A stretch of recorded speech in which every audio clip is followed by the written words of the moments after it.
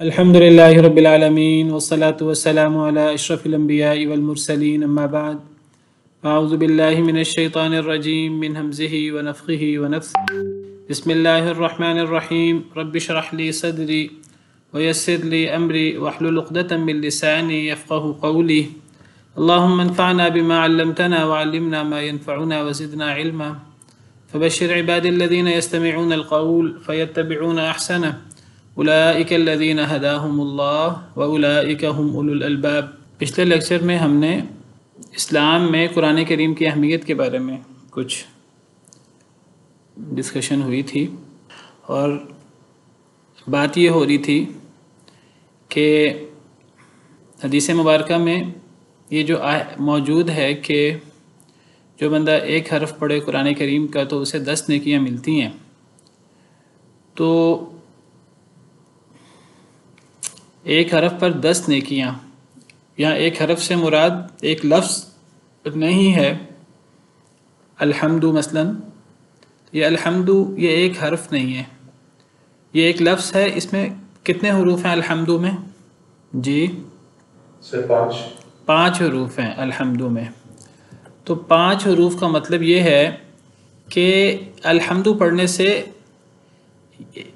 ایک نہیں 5 نیکیاں ملتی ہیں، اور ہر نیکی وہ 10 گنا ہے، 10 کے برابر ہے۔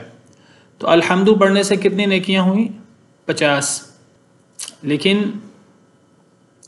یہ جو 50 نیکیاں ہیں 5 حرف پڑھنے پر، اس کے لیے نبی کریم صلی اللہ علیہ وسلم نے جو مثال دی، یہ ترمذی کی حدیث ہے جس کے بارے میں ڈسکس کر رہا ہوں۔ نبی کریم صلی اللہ علیہ وسلم نے جو مثال دی اس کے لیے، وہ مثال کیا دی؟ آپ میں سے کسی کو حدیث مبارکہ آپ کے ذہن میں ہو تو، جس میں نبی صلی اللہ علیہ وسلم نے قرآن کریم پڑھنے کی فضیلت بیان کی اور ایک حرف پڑھنے کی 10 نیکیاں بیان کی، تو آپ نے مثال کس لفظ کی دی؟ الف لام میم۔ الف لام میم، آپ نے الف لام میم کی مثال دی۔ اور الف لام میم کی مثال کیوں دی؟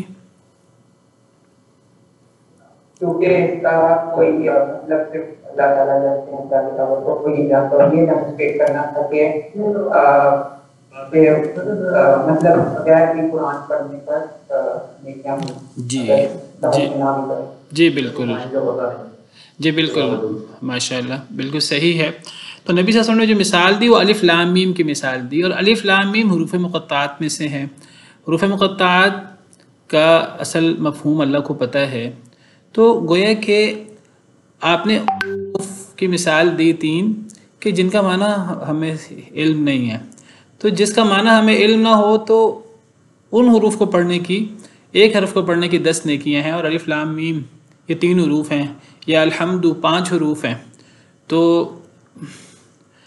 یہ اتنی زیادہ نیکیاں ہیں بغیر سمجھے پڑھنے پر۔ اور قرآن کریم چونکہ اللہ کا کلام ہے، تو قرآن کریم کو بغیر سمجھے پڑھنے پر بھی اتنی زیادہ نیکیاں ہیں۔ لیکن قرآن کا اصل مقصد اس کو بغیر سمجھے پڑھنا نہیں ہے۔ قرآن کا اصل مقصد بس اسے پڑھ لینا اور اس کی تلاوت کر لینا، یہ اصل مقصد نہیں ہے، اگرچہ قرآن کریم کے نزول کے بہت سارے مقاصد میں سے ایک مقصد قرآن کریم کی تلاوت بھی ہے۔ میں نے صرف یہ بات کہی ہے کہ قرآن کریم کی تلاوت یہ اصل اور بڑا مقصد نہیں ہے قرآن کریم کا۔ قرآن کریم کا اصل اور بڑا مقصد قرآن کریم میں تدبر ہے، غور و فکر ہے، اور قرآن کریم میں تدبر کر کے، غور و فکر کر کے اپنی اصلاح کرنا اور نصیحت حاصل کرنا، یہ قرآن کریم کا اصل مقصد ہے۔ تو یہ قرآن کریم کا اصل مقصد ہے۔ لیکن قرآن کریم کی تلاوت یہ بھی قرآن کریم کے مقاصد میں سے ایک مقصد ہے، اگرچہ یہ اصل اور مین مقصد نہیں ہے۔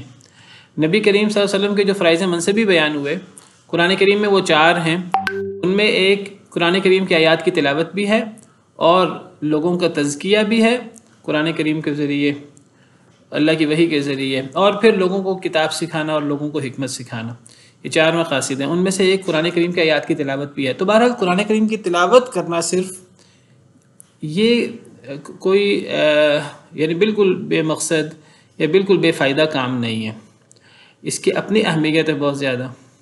میں نے تھوڑی سی بات کی ہے کہ جو لوگ قرآن کریم کے اصل مقصد تدبر اور ان چیزوں پر زور دیتے ہیں وہ بعض دفعہ قرآن کریم کی تلاوت اور قرآن کریم کو پڑھنا اور قرآن کریم کا حفظ وہ اس کو بالکل ہی بے فائدہ پھر قرار دے دیتے ہیں. جیسے عام طور پہ منکرین حدیث وہ کہتے ہیں قرآن کریم پڑھنے کا کوئی فائدہ نہیں ہے، یا جوید احمد غامدی صاحب وغیرہ یہ لوگ کہتے ہیں قرآن کریم کو پڑھنے کی اور قرآن کریم کو یاد کرنے کی کیا اہمیت ہے، اصل اہمیت تو قرآن کریم میں تدبر ہے. یہ بات تو ٹھیک ہے کہ اصل اہمیت قرآن کریم کی قرآن کریم میں غور کرنا، تدبر کرنا، لیکن قرآن کریم کو پڑھنا اس کا بھی بڑا ثواب ہے. وہ میں نے آپ کے سامنے ثواب ذکر کیا ہے، وہ قرآن کریم کو صرف پڑھنے پر وہ ثواب ہے. باقی اگر کوئی بندہ قرآن کریم کو اصل مقصد کے ساتھ پڑھے، تدبر کے ساتھ پڑھے، تو اس کا ثواب کیا ہے؟ اس کا ثواب وہ نہیں ہے جو الف لام میم پڑھنے کا ثواب ہے کہ ایک حرف پہ 10 نیکیاں. اس کا ثواب وہ ہمارے حساب و کتاب سے باہر ہے. ہم صرف اس کو ایسے سمجھ سکتے ہیں. نبی کریم صلی اللہ علیہ وسلم نے اس کی مثال پیش کی حدیث مبارکہ میں. آپ نے فرمایا تم میں سے اگر کوئی شخص مسجد جائے اور مسجد جا کر 2 آیتیں سیکھ لے، 2 آیتیں سیکھ لے، تو یہ 2 آیتیں سیکھنا اس کے لیے 2 سرخ اونچی کوہان والی اونٹنیوں سے افضل ہے. 2 آیتیں سیکھنا. آپ کو پتہ قرآن کریم کی آیات بہت ساری ہیں جن میں لمبی بھی ہے، چھوٹی آیات بھی ہیں. لمبی آیات لیں اگر تو پورا سب سے لمبی آیت پورے ایک صفحے کی ہے، لیکن چھوٹی آیات لیں تو بعض دفعہ ایک لفظ 2 لفظ کی آیات ہیں. مدہام متان سورہ رحمان کی آیت ہے، ایک ہی لفظ پر مشتمل ہے. ثم نظر 2 الفاظ ہیں. والفجر ایک ہی لفظ ہے. والعصر ایک ہی لفظ ہے. تو ایک آیت کو پڑھنے، ایک آیت کو سیکھنے کا کیا ثواب ہے؟ نبی صلی اللہ علیہ وسلم نے فرمایا کہ 2 آیتوں کو پڑھنے کا ثواب، 2 آیتیں سیکھنے کا ثواب 2 سرخ اونچی کوہان والی اونٹنیوں سے افضل. 3 آیتیں سیکھنے کا ثواب 3 اونٹنیوں سے افضل. یہ سرخ اونٹنیاں اور اونچی کوہان والی اونٹنیاں یہ اس دور کی سب سے افضل اور بہترین اور قیمتی سواری اونٹ، اور اونٹ میں سرخ اونٹ اور پھر اونچی کوہان والے اونٹ اور پھر ان میں مادہ اونٹنی، اس کی قیمت زیادہ ہوتی تھی کیونکہ اس سے آگے مزید اونٹ ہو جاتے تھے. تو ایک آیت کو سیکھنے کا ثواب ایک سرخ اونٹنی اونچی کوہان والی اس سے زیادہ ہے. کتنا زیادہ ہے اس کی وضاحت نہیں ہے، یعنی قیمت میں اور مقام و مرتبے میں ایک آیت کو سیکھنا، یعنی آپ یہ سمجھیے کہ یہ تو اس دور کی مثال نبی صلی اللہ علیہ وسلم نے دی. اگر ہم آج کے دور سے اس کی مثال دینا چاہیں، آج کے دور میں جو سب سے اچھی سواری ہو سکتی ہے، سب سے قیمتی اور سب سے اچھی سواری آج ہو سکتی ہے، آپ بہترین سے بہترین کار لے لیں، قیمتی سے قیمتی کروڑوں میں بھی نہیں آئے گی، تو آپ وہ لے لیجئے. تو قرآن کریم کی ایک آیت کو سیکھنا یہ سب سے قیمتی کار سے بھی افضل ہے. 2 آیتیں سیکھنے تو یہ 2 سے افضل، 3 سیکھنے تو 3 سے افضل، جتنی آیتیں سیکھیں حدیث مبارکہ کا مفہوم ہے اس سے افضل. تو بہرحال قرآن کریم یہ دین اسلام اسی کے ارد گرد گھومتا ہے سارا. دین اسلام قرآن ہے اور قرآن دین اسلام ہے، اور اسلام قرآن کے علاوہ ہے نہیں ہے، اور ہمیں جو کچھ دین اسلام کا ملنا ہے وہ قرآن سے ملنا ہے. تو سورہ فاتحہ سے شروع کرتے ہیں.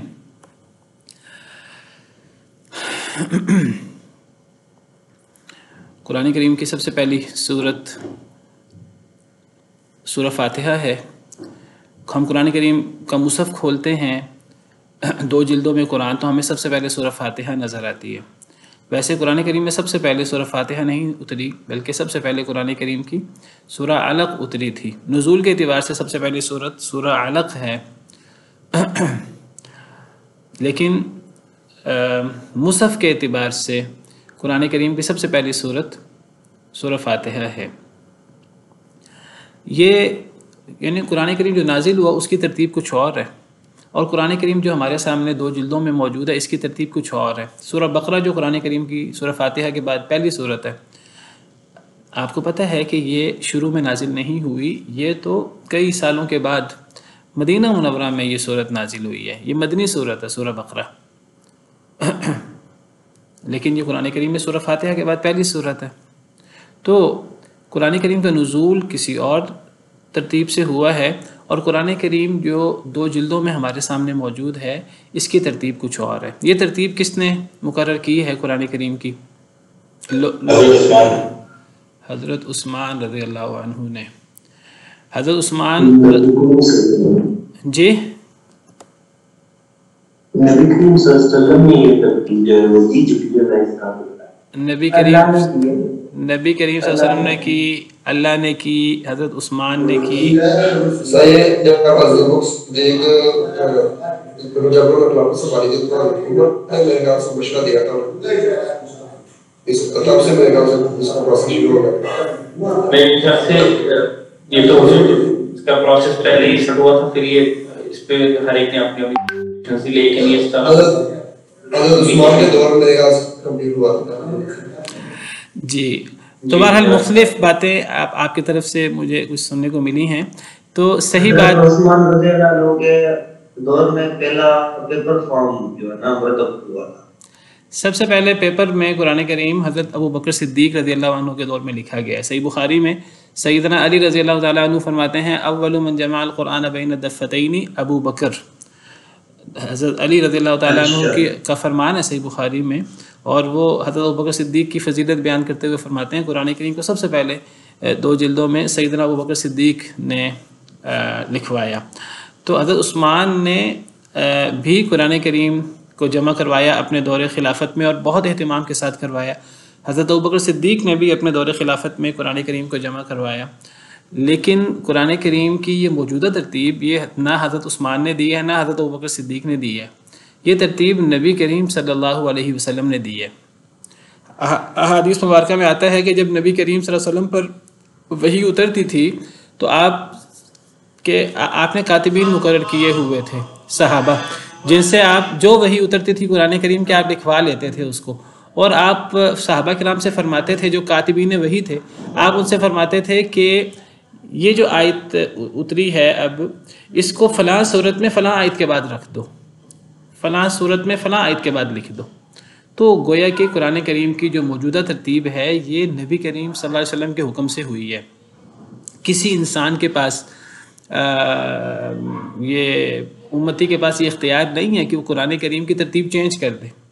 اگر ہم کہیں کہ حضرت ابوبکر صدیق نے قرآن کریم کی ترتیب یہ رکھی ہے کہ سیدنا عثمان بن عفان رضی اللہ تعالیٰ عنہ نے یہ ترتیب رکھی ہے، تو اس کا مطلب یہ ہوا کہ یہ ایک اجتہادی چیز ہے. قرآن کریم کو اپنی مرضی سے نئی ترتیب کے ساتھ جمع کیا جا سکتا ہے. اگر یہ جمع کیا جا سکتا ہے تو پھر کیا آج کوئی شخص یا کوئی حکمران یا کوئی عالم قرآن کریم کو کسی نئی ترتیب میں بھی چھاپ سکتا ہے؟ آپ سب جانتے ہیں کہ ایسا ممکن نہیں ہے. یہ تو قرآن کریم کی تحریف ہو جائے گی، یہ تو قرآن کریم کی ترتیب بدل جائے گی. قرآن کریم کی ترتیب بدلنا اور قرآن کریم میں تبدیلی کر دینا، اس کا اختیار امتی تو چھوڑیں، صحابہ تو چھوڑیں، ابو بکر صدیق، عمر فاروق، حضرت عثمان غنی، حضرت علی بن ابی طالب، یہ افضل ترین صحابہ ہیں. یہ تو چھوڑیے، نبی کریم صلی اللہ علیہ وسلم بھی قرآن کریم کی ترتیب اپنی مرضی سے نہیں رکھ سکتے. یہ بات یاد رکھ لیجئے کہ نبی کریم صلی اللہ علیہ وسلم قرآن کی ترتیب اپنی مرضی سے چینج نہیں کر سکتے. قرآن کریم میں ہے کہ جب نبی کریم صلی اللہ علیہ وسلم کفار کو، قریش مکہ کو قرآن پیش کرتے اور قرآن سے واعظ کرتے تو آگے سے کفار کہتے کہ ہمیں آپ کا قرآن نہیں چاہیے، اس میں تو ہمارے معبودوں پر رد ہے اور ہمارے عقائد پر رد ہے. اگر آپ ہمیں قرآن سنانا چاہتے ہیں، اگر آپ چاہتے ہیں کہ ہم قرآن کریم کو مان لیں تو پھر آپ کو اس قرآن کریم میں تبدیلی کر دینی چاہیے ہمارے مطابق. یہ سورہ یونس آیت نمبر 15 ہے، اس کا ترجمہ بھی آپ کے سامنے سائٹ پہ آ رہا ہوگا. وَإِذَا تُتْلَى عَلَيْهِمْ آيَاتُنَا بَيِّنَاتٍ، جب ان لوگوں پر ہماری واضح واضح آیتیں تلاوت کی جاتی ہیں۔ کون تلاوت کرتا تھا؟ نبی کریم صلی اللہ علیہ وسلم۔ قال الذین، تو کہتے تھے وہ لوگ، لا یرجون لقاءنا، جو ہماری لقاء کی امید نہیں رکھتے تھے، یعنی جو مرنے کے بعد زندہ ہونے کی امید نہیں رکھتے تھے۔ قریش کہتے تھے کہ مرنے کے بعد کوئی زندگی نہیں ہے۔ تو جب ان پر نبی کریم صلی اللہ علیہ وسلم قرآن کی آیتیں تلاوت کرتے، قرآن پڑھ کے سناتے، تو وہ کہتے ایتی بقرآن غیر ھذا، اس قرآن کے علاوہ کوئی اور قرآن لے آؤ، او بدل ہو، یا اس میں تبدیلی کر دو ہمارے مطابق، ہمیں یہ قرآن نہیں چاہیے، یہ ہمارے عقائد پہ زد لگاتا ہے، ہمارے آباء و اجداد کے دین کی خرابی یہ بیان کرتا ہے، ہمارے معبودوں کو یہ غلط کہتا ہے، کوئی اور قرآن لے آؤ یا اسی قرآن میں ہمارے مطابق تبدیلی کر دو جس کو ہم بھی برداشت کر سکیں، تو پھر ہم کچھ غور کر سکتے ہیں۔ تو اللہ فرماتے ہیں قل، اے اللہ کے نبی صلی اللہ علیہ وسلم آپ فرما دیجئے، ما یکون لی ان ابدلہ من تلقاء نفسی، میرے لائق نہیں میں اس قرآن میں اپنی مرضی سے تبدیلی کر دوں۔ کیا مطلب؟ یعنی اے نبی صلی اللہ علیہ وسلم آپ اعلان کر دیجئے کہ میں محمد صلی اللہ علیہ وسلم بھی قرآن کریم میں اپنی طرف سے تبدیلی نہیں کر سکتا۔ ان اتبع الا ما یوحی الی، نہیں میں پیروی کرتا مگر جو وحی کی جاتی ہے میری طرف۔ یعنی میں جو لوگوں کو، صحابہ کو، اپنی قوم کو، قریش کو، جو میں اللہ کی وحی کے طور پہ قرآن پیش کرتا ہوں، میں اپنی طرف سے پیش نہیں کرتا، مجھ پر جو وحی ہوتی ہے میں تو من وعن وہ وحی آگے پہنچا دیتا ہوں، میں خود بھی اس وحی کی پیروی کرتا ہوں اور وہی میں آگے پہنچا دیتا ہوں۔ انی اخاف ان عصیت ربی عذاب یوم عظیم، بے شک میں ڈرتا ہوں اگر میں اپنے رب کی نافرمانی کروں بڑے دن کے عذاب سے۔ یعنی میں محمد صلی اللہ علیہ وسلم بھی اگر اللہ کی نافرمانی کروں، اور یہ نافرمانی سے کیا مراد ہے؟ قرآن کریم میں تبدیلی کر دینا، اس قرآن کے علاوہ کوئی اور قرآن لے آنا لوگوں کی خواہش کے مطابق۔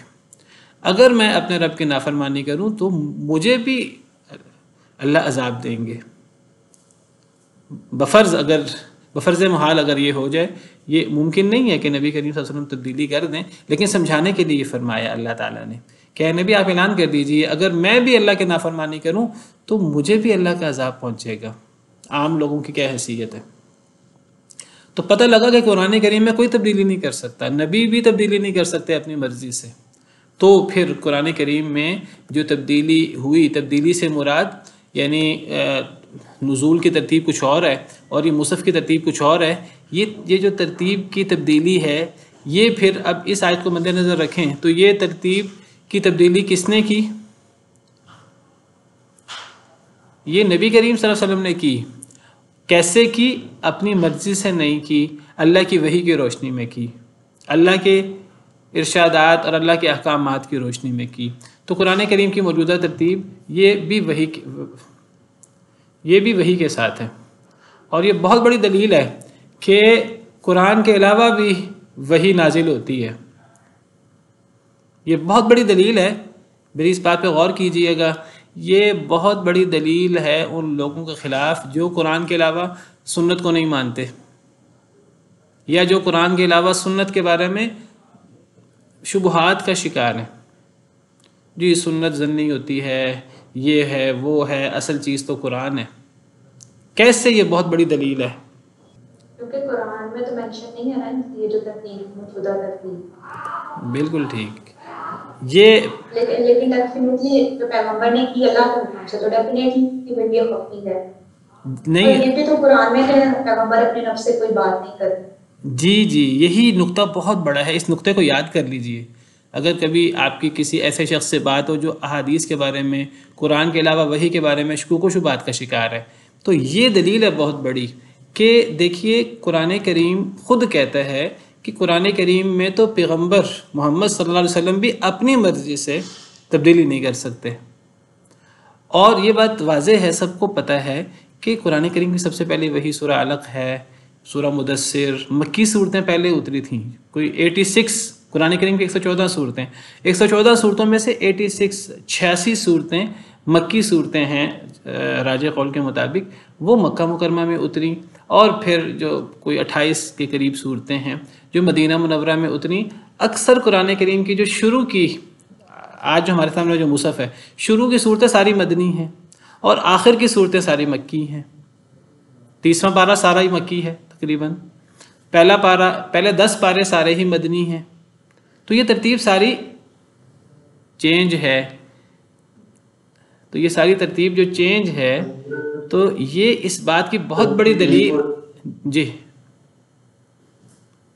حضرت آپ اس کو پلیز ریپیٹ کر سکتے ہیں کہ مطلب یہ جو آپ نے بتایا یہ دلیل ہے ان کے خلاف، ایک بار پھر سے میں جی میں اس کو اس طرح دوبارہ واضح کر دیتا ہوں کہ دیکھیے، یا تو قرآن کریم کی کوئی آیت ہو جس میں اللہ تعالیٰ کہیں کہ اے نبی کریم صلی اللہ علیہ وسلم آپ قرآن کریم کی جو نزول کی ترتیب ہے اس کو آپ بدل دیں اور آپ سورہ فاتحہ کو سب سے پہلے لے آئیں، سورہ بقرہ کو اس کے بعد لے آئیں، آل عمران کو اس کے بعد لے آئیں. قرآن کریم میں ایسی آیت تو کوئی بھی نہیں ہے نا، یہ تو آپ سب کو پتہ ہے. قرآن کریم کی کسی آیت میں اللہ کا کوئی ایسا حکم موجود نہیں ہے. اور قرآن کریم کی یہ جو آیت سورہ یونس کی آیت نمبر 15 میں نے آپ کے سامنے کھولی ہے اور اس کی تھوڑی سی وضاحت کی ہے، اس آیت کے روشنی سے ہمیں پتہ لگتا ہے کہ نبی کریم صلی اللہ علیہ وسلم بھی قرآن کریم میں تبدیلی نہیں کر سکتے مرضی سے. تو قرآن کریم میں تبدیلی ہوئی ہے، ترتیب کی تبدیلی ہوئی ہے، اس کی ترتیب جو نزول کی ترتیب ہے تو یہ ترتیب اس سے فرق ہے. تو یہ جو تبدیلی ہوئی ہے، یہ تبدیلی اگر ہم کہیں کہ نبی صلی اللہ علیہ وسلم نے خود کی ہے اپنی مرضی سے تو پھر نعوذ باللہ پھر نبی صلی اللہ علیہ وسلم تو اللہ کے عذاب کے مستحق ہوئے والعیاذ باللہ، جو ہم تصور نہیں کر سکتے. پھر انڈرسٹوڈ ہے کہ یہ تبدیلی نبی صلی اللہ علیہ وسلم نے کی ہے اللہ کے حکم سے. وہ اللہ کا حکم کہاں؟ وہ قرآن میں تو نہیں ہے.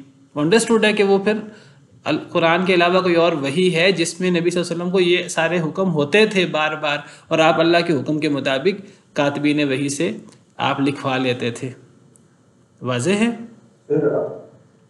سر ایک بات جی کہ حضور صلی اللہ علیہ وسلم کے جتنے بھی ایکشن وغیرہ ہیں وہ بھی تو اللہ تعالیٰ کی طرف سے انسٹرکٹ ہوا ہے. جیسے کہ اس کا ایک واقعہ ہے کہ ان کے کوئی انکل آتے ہیں سیٹنگ میں اور ان کو ٹینشن نہیں دیتے تو اس پہ اللہ تعالیٰ آیتیں اتار دیتے ہیں.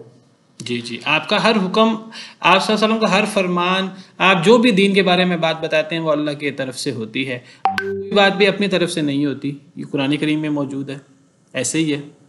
اور سیکنڈلی یہ چیپٹرز ہیں مطلب سورۃ فاتحہ بقرہ، یہ میں نے سنا ہے کہ یہ پہلے 7 منزلوں میں صرف ترتیب تھی، یہ چیپٹر وغیرہ بعد میں فارم ہوئے.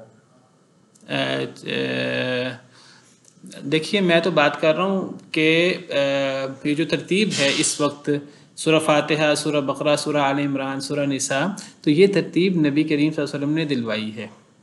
باقی قرآن کریم کے پارے اور قرآن کریم میں مزید کچھ آسانیاں جو ہیں وہ اعراب وغیرہ آیتیں لگائی گئیں، وہ چیزیں بعد میں ہوئی ہیں، یہ بات ٹھیک ہے. میں اس وقت بات کر رہا ہوں یہ صورتوں کی جو ترتیب ہے، تو یہ ترتیب نزول کی ترتیب کے علاوہ ہے. تو یہ اس بات کی دلیل ہے کہ نبی صلی اللہ علیہ وسلم پر وحی ہوتی ہے قرآن کے علاوہ بھی. اس کا مطلب ہے کہ جب یہ آیتیں کے اوپر نازل ہوتی تھی آپ پر، تو اس کے بعد کوئی بتایا طریقہ اسلام کے ذریعے کہ کوئی مطلب کیا ہے؟ جی یہی، جی بالکل یہی کہنا چاہتا ہوں. چلیں جی، بہرحال اب ہم آتے ہیں اپنے موضوع پر، سورہ فاتحہ. تو سورہ فاتحہ جو ہے یہ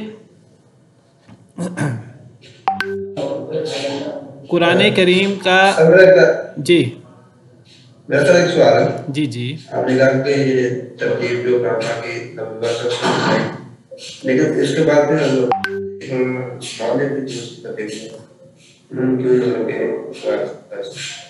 کیا نہیں کیا انہوں نے؟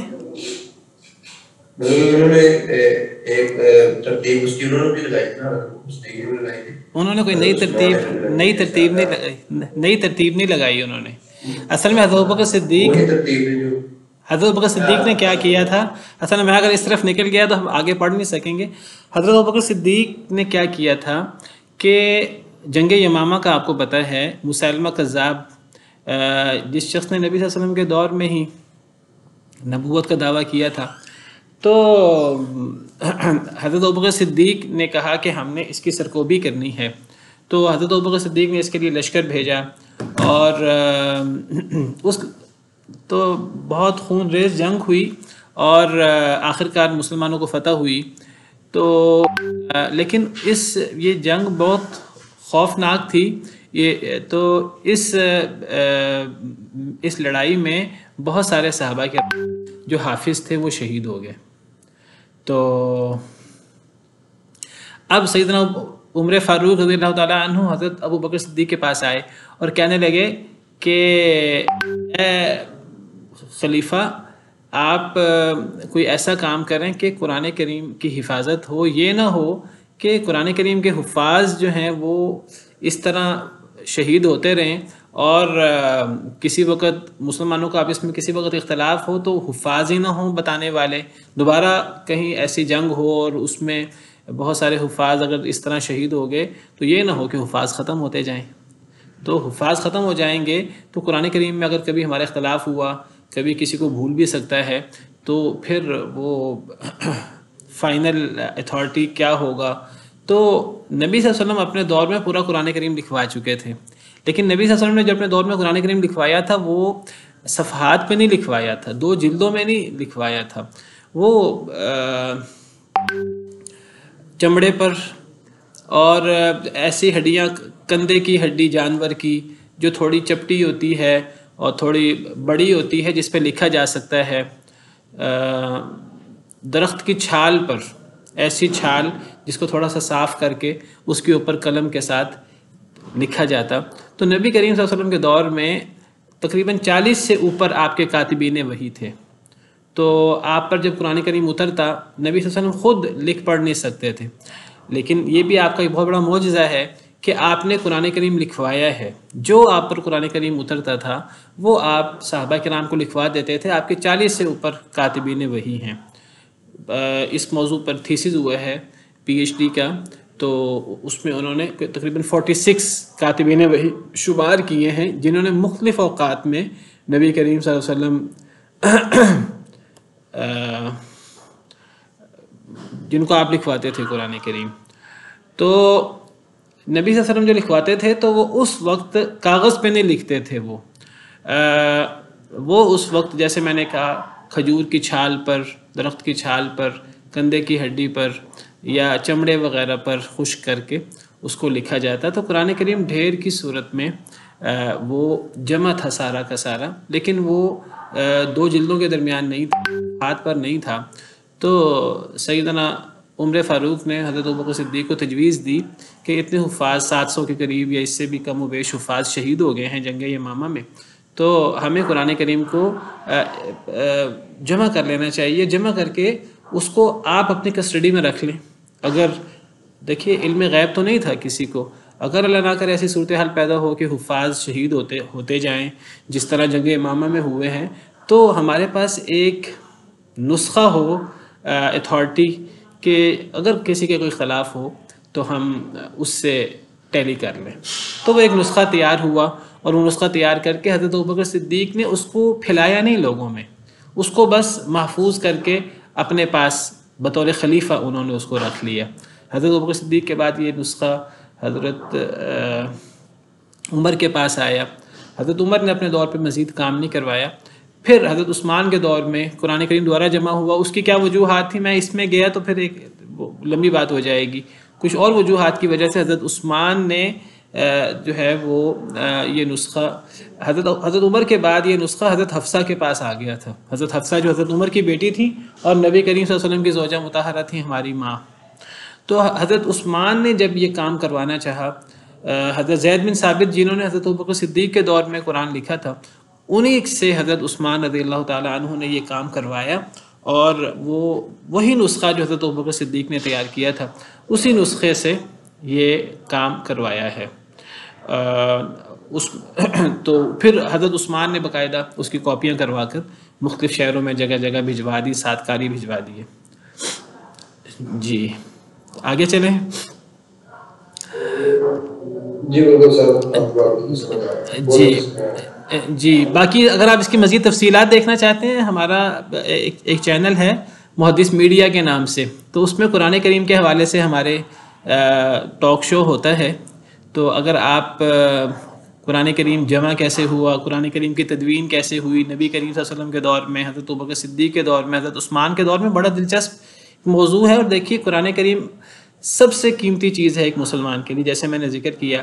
اور ہم میں سے بہت سارے لوگوں کو یہ پتہ نہیں ہے کہ قرآن کریم جمع کیسے ہوا، اور قرآن کریم کے لیے کیا کیا محنتیں کیں نبی کریم صلی اللہ علیہ وسلم نے اور پھر صحابہ کرام نے. تو یہ چیزیں ہر بندہ چاہتا ہے کہ میں یہ چیزیں پڑھوں اور یہ چیزیں جانوں، اور ہمیں یہ چیزیں جاننی چاہیے. تو میں آپ لوگوں کو انشاءاللہ گروپ میں لنک بھیجوں گا، تو وہ لنک اور اس کے ساتھ آپ کو کئی چیزیں اور بھی ملیں گی. تو آپ وہ لیکچر ضرور سنیے گا قرآن کریم جمع کیسے ہوا. تو ہمارا محدث میڈیا ہے النور سینٹر کے تحت، جس کے تحت ہم یہ کورس کر رہے ہیں آن لائن، اسی میں محدث میڈیا کے تحت ہم مختلف ٹاک شوز کرواتے ہیں. تو اس میں قرآن کریم کے حوالے سے ہم نے اس میں لیکچرز موجود ہیں، انشاءاللہ شیئر کروں گا آپ کو گروپ میں. اچھا جی، اعوذ باللہ من الشیطان الرجیم، بسم اللہ الرحمن الرحیم. آپ کو پتہ ہے قرآن کریم شروع کرنا ہو تو اعوذ باللہ من الشیطان الرجیم سے قرآن کریم شروع کیا جاتا ہے، کیونکہ اللہ کا حکم ہے فَإِذَا قَرَأْتَ الْقُرْآنَ فَاسْتَعِذْ بِاللَّهِ مِنَ الشَّيْطَانِ الرَّجِيمِ، کہ جب آپ قرآن کریم کو پڑھنا چاہیں تو آپ شیطان مردود سے اللہ کی پناہ میں آ جایا کریں. تو یہ اللہ کا حکم ہے، تو اعوذ باللہ پڑھنا ضروری ہے قرآن کریم سے پہلے. تو سب سے پہلے اعوذ باللہ من الشیطان الرجیم پڑھا جاتا ہے.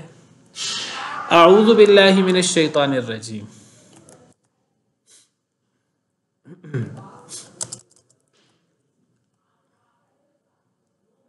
کیونکہ اعوذ باللہ من الشیطان الرجیم قرآن کی آیت نہیں ہے، تو اس کو قرآن کریم میں نہیں لکھا گیا. لیکن یہ اللہ کا حکم ہے کہ جب قرآن کریم پڑھا جائے تو شیطان مردود سے اللہ کی پناہ لے لی جائے. تو نبی کریم صلی اللہ علیہ وسلم وہ مختلف الفاظ کے ساتھ شیطان مردود سے اللہ کی پناہ میں آتے تھے. ان مختلف الفاظ میں مختصر الفاظ یہ ہیں اعوذ باللہ من الشیطان الرجیم. بعض احادیث میں تھوڑے لمبے الفاظ بھی آتے ہیں، اعوذ باللہ السمیع العلیم من الشیطان الرجیم من ہمزہ ونفخہ ونفثہ. اس قسم کے الفاظ بھی آتے ہیں، کچھ لمبے بھی. تو بہرحال یہ الفاظ بھی پڑھے جا سکتے ہیں اور یہ مختصر الفاظ بھی پڑھے جا سکتے ہیں. اعوذ باللہ من الشیطان الرجیم.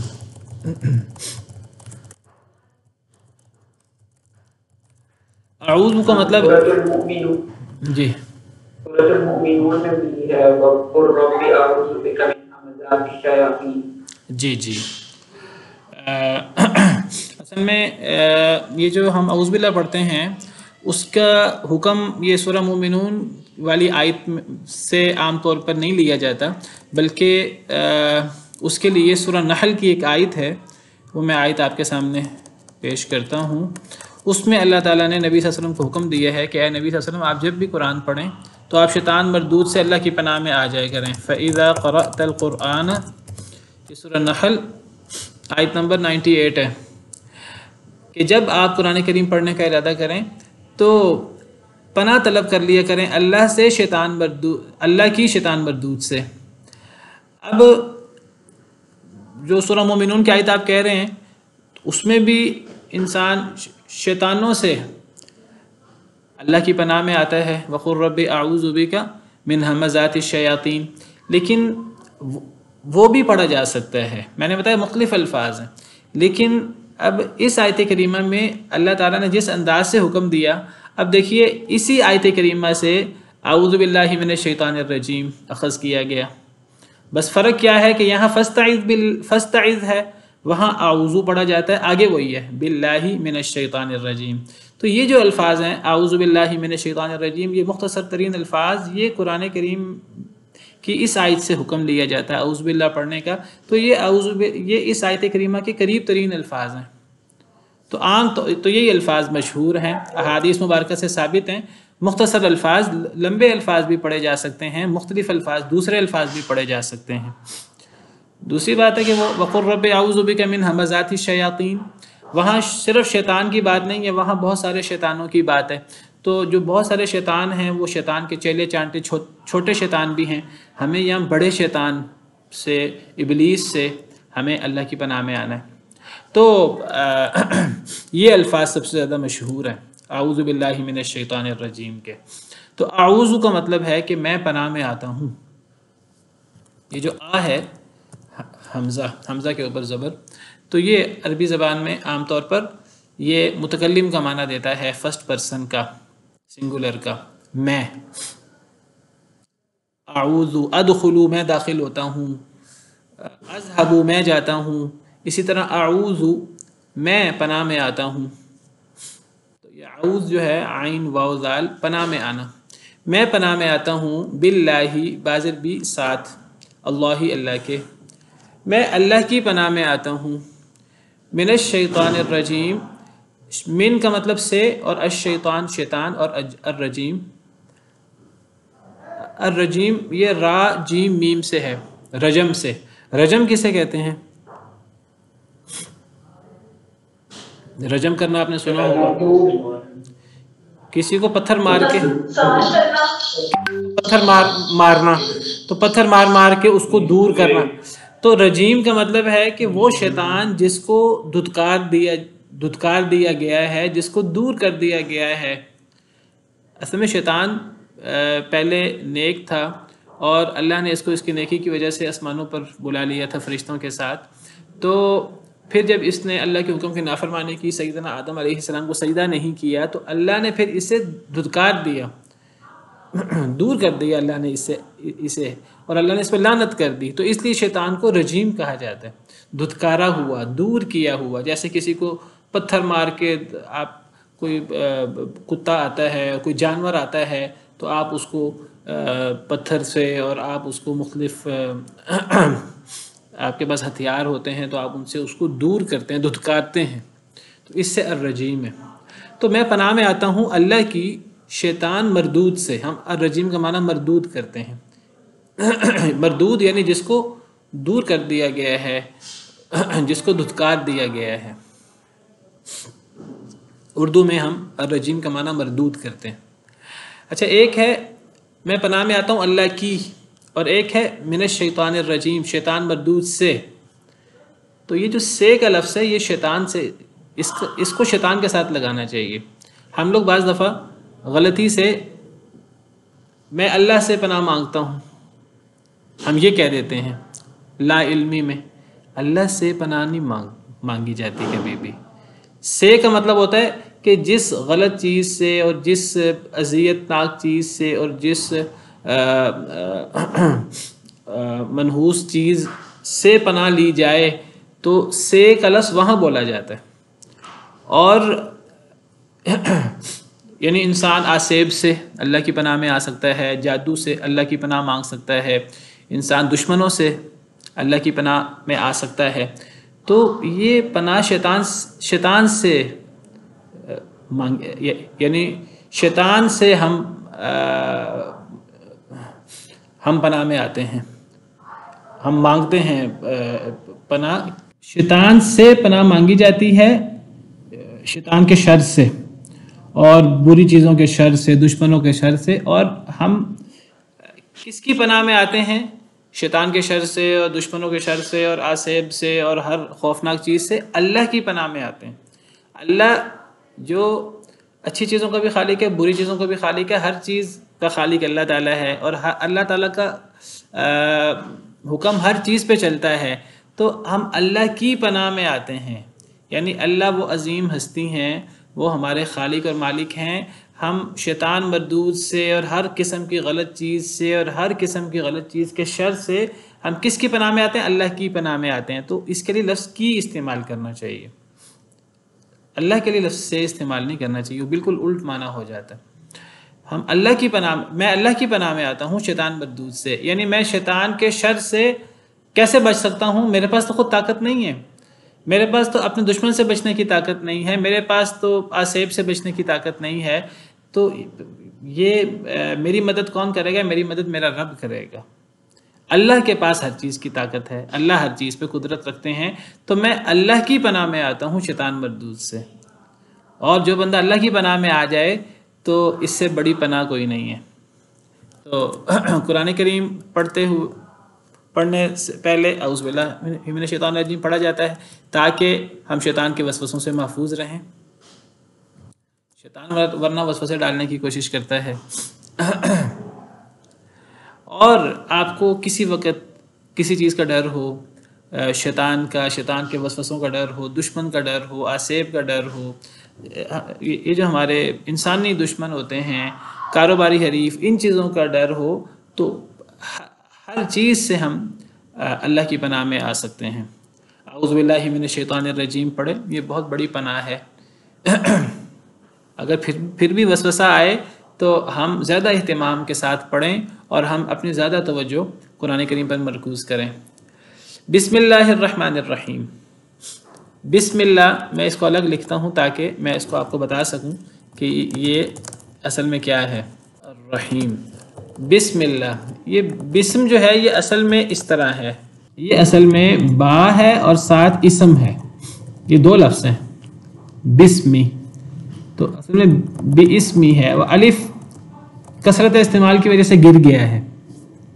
اصل میں یہاں سین سے پہلے الف بھی ہے، با الگ ہے، با کا مطلب ساتھ ہوتا ہے، جیسے یہ باللہ ہی ہے، تو بازر بھی ساتھ، اسم نام اللہ ہی، اللہ کے، الرحمن بہت رحم کرنے والا، الرحیم بھی بہت رحم کرنے والا۔ یہ الرحمن الرحیم یہ دونوں مبالغے کے صیغے ہیں، مبالغہ کا پتہ ہے آپ کو، یہ دونوں مبالغہ ہے رحم سے۔ کس سے؟ رحم سے۔ الرحمن بھی رحم سے مبالغہ ہے، الرحیم بھی رحم سے مبالغہ ہے۔ آپ دیکھیے ایک لفظ ہے کذب، جھوٹ، ہم کہتے ہیں کاذب، جھوٹا، اور ایک ہم کہتے ہیں کذاب، بہت بڑا جھوٹا، تو اس کے اندر مبالغہ ہے۔ ایک ہے غفرہ، معاف کرنا، ہم کہتے ہیں غافر، معاف کرنے والا، اور اب کہتے ہیں غفار، بہت معاف کرنے والا، تو اس کو کہتے ہیں مبالغہ۔ عربی زبان میں مبالغے کے مخصوص کچھ ایک فارم ہوتی ہے، ایک نہیں، وہ مختلف طرح کی صورتیں ہیں جس سے معنی میں زور پیدا ہوتا ہے۔ تو یہ جو لفظ رحمان ہے نا، رحم سے رحمان، اور اسی طرح رحم سے رحیم، رحمان یہ وزن ہے فعلان، اور رحیم وزن ہے فعیل، یہ دونوں وزن مبالغے کے ہیں۔ عربی زبان میں جو بھی لفظ اس فارم میں ہوگا رحیم، اس میں مبالغہ ہوگا۔ سمیع، رحیم بہت رحم کرنے والا، سمیع بہت سننے والا، بصیر بہت دیکھنے والا، علیم بہت جاننے والا، رحیم کریم بہت معزز۔ تو یہ جو فارم ہے، یہ رحیم فعیل والی ہو یا رحمان فعلان جس کے آخر میں الف نون آتا ہے، اس میں دونوں میں مبالغہ ہوتا ہے۔ مثلا ایک بندہ پیاسا ہے، بہت پیاسا ہے تو عطشان، بہت غصے میں ہے غضبان، بہت غصے میں، عربی زبان۔ تو الرحمن اس میں بھی مبالغہ ہے، الرحیم اس میں بھی مبالغہ ہے، اور دونوں یہ رحم سے ہے، جس سے پتہ لگتا ہے اللہ تعالیٰ کتنے رحیم کریم ہے۔ تو بسم اللہ، ساتھ نام اللہ کے، بہت رحم کرنے والا، بہت مہربان۔ تھوڑا سا ہم الفاظ چینج کر لیتے ہیں، معنی دونوں کا مطلب بہت رحم کرنے والا۔ تو ساتھ نام اللہ کے، یعنی اللہ کے نام کے ساتھ۔ کون اللہ؟ وہ اللہ جس کی سب سے بڑی پہچان کیا ہے؟ انتہا درجے کا رحم، یعنی اللہ کا رحم، اللہ کی رحمت کے 100 حصے ہیں، صرف اللہ نے ابھی زمین میں ایک حصہ اتارا ہے، اس ایک حصے سے دنیا جہاں میں جتنی ہمیں اچھے تعلق اور ماں اور اولاد کا تعلق اور جانور اپنے بچے کے ساتھ جس طرح کر کے وہ رحم کرتا ہے، تو یہ ایک رحمت اللہ نے اتاری ہے زمین پہ، اور یہ دنیا کی ساری محبتیں اور سارے تعلق اس ایک رحمت کی وجہ سے ہیں، اور اللہ کی یہ انتہا درجے کی رحمت ہے۔ تو ساتھ نام اللہ کے جو بہت مہربان اور بہت رحم کرنے والا ہے۔ اللہ کے نام کے ساتھ جو بہت مہربان بہت رحم کرنے والا ہے، کیا ہے اللہ کے نام کے ساتھ؟ یعنی اللہ کے نام کے ساتھ میں شروع کرتا ہوں، یعنی کوئی بھی اچھا کام کیا جائے، کوئی بھی کام کیا جائے، تو ایک مخلوق کا کام یہ ہے کہ وہ خالق کا نام لے۔ ہر کام سے پہلے جب خالق کا نام لیا جائے گا، اس کام میں برکت پڑ جائے گی۔ حدیث مبارکہ سے پتہ لگتا ہے کہ جو کام اللہ کے نام کے بغیر شروع کیا جائے وہ کام جڑ کٹا ہوتا ہے، اس میں برکت نہیں ہوتی، وہ پھر انسان کے اوپر پڑ جاتا ہے اگر ایک انسان بسم اللہ کے بغیر شروع کرے۔ ہر اہم کام، ہر چیز ہمیں اللہ کے نام کے ساتھ شروع کرنی چاہیے۔ ہم کھانا کھانے لگیں بسم اللہ، سونے لگیں بسم اللہ، کوئی بھی کام کرنے لگیں بسم اللہ، اور قرآن کریم پڑھنے سے بڑا کام کیا ہوگا؟ تو بسم اللہ. تو اس کا لفظی مطلب ہے اللہ کے نام کے ساتھ. میں شروع کرتا ہوں یہ موجود نہیں ہے، یہ محذوف ہے. یعنی گویا کہ اصل عبارت ہے ابدأ بسم اللہ. یہ ابدأ یہ محذوف ہے، میں شروع کرتا ہوں اللہ کے نام کے ساتھ.